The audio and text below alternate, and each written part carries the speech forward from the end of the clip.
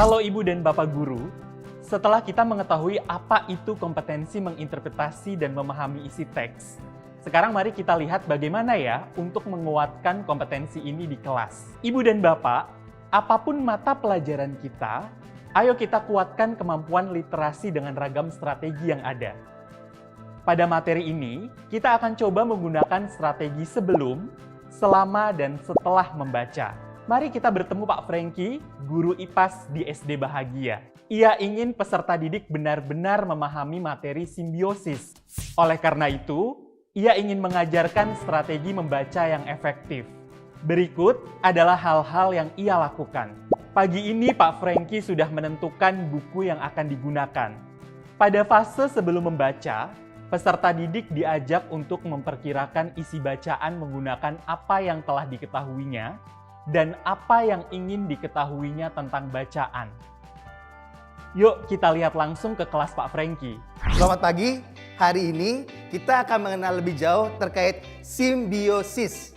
Untuk memahami tema ini, Bapak ada satu komik fiksi ilmiah berjudul Simbiosis. Ada yang sudah pernah mendengar tentang simbiosis? Sosis, Pak. Ada bionya, Pak. Kata Bapak dulu bio itu kehidupan. Betul, John. Dulu kita pernah membahas bio itu kehidupan. Kira-kira apa hubungannya kata simbiosis dengan kehidupan ya? Ibu dan Bapak, dari sini mari kita ajukan pertanyaan untuk memancing rasa ingin tahu peserta didik terkait halaman depan buku yang diamati. Contoh-contoh pertanyaannya adalah, jika Ibu dan Bapak ada pada jenjang SMP atau SMA, beberapa pertanyaan tambahan yang bisa diajukan adalah,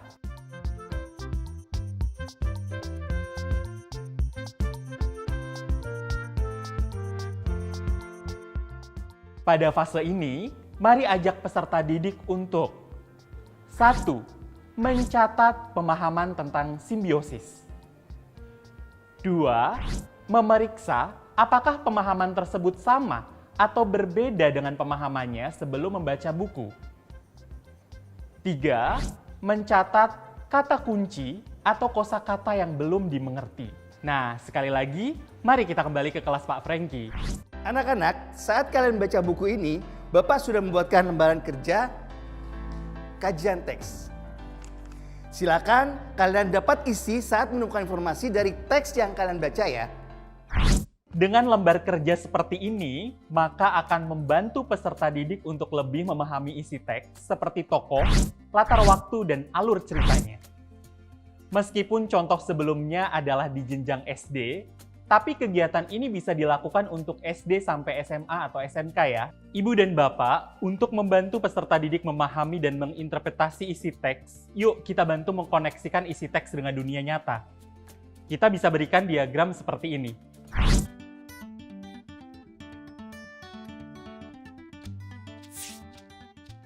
Satu, menuliskan jenis-jenis simbiosis beserta contohnya.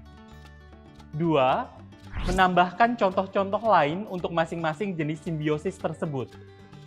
3.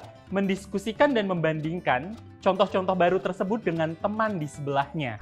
Nah, bagaimana? Setelah berdiskusi dengan teman kalian, apakah kalian lebih paham tentang simbiosis itu?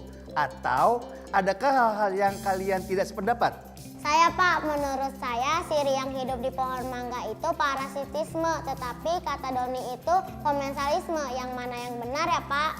Mengapa menurutmu itu komensalisme, Doni? Kan pohon siri tidak mengambil makanan dari pohon mangga, Pak. Dari mana kamu tahu siri tidak mengambil makanan dari pohon mangga? Kan pohon mangganya tidak mati, Pak.